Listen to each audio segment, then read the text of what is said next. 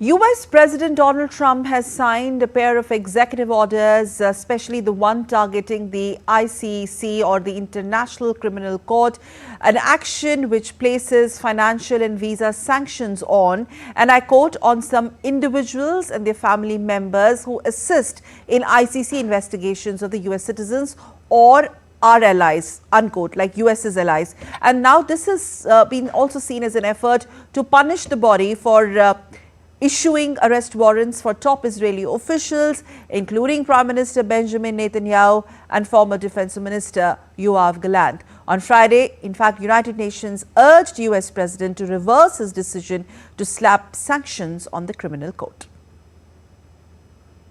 Soon after meeting with Israeli Prime Minister Benjamin Netanyahu, US President Donald Trump signed an executive order to impose sanctions on the International Criminal Court. According to the White House, the sanctions are in response to the criminal court's investigations into US citizens and its allies, including Israel. Israeli Foreign Minister applauded Trump over the sanctions, calling the court's actions were immoral and have no legal basis. The executive order imposes financial and visa sanctions on individuals along with their family members who assist in the ICC investigations related to US citizens or its allies. These measures taken by Trump are intended to penalize those involved in efforts against US interests.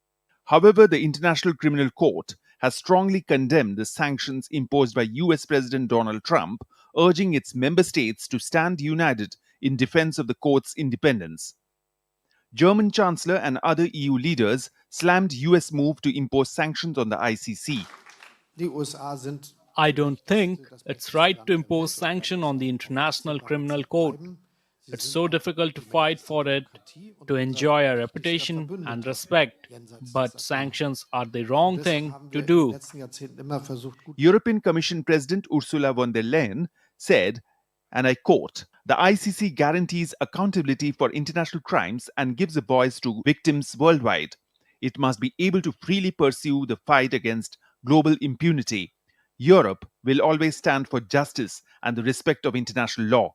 Meanwhile, the United Nations also called US President to reverse his decision to slap sanctions on the International Criminal Court. The ICC is a permanent court that can prosecute individuals for war crimes, crimes against humanity, and crimes of aggression against the territory of member states.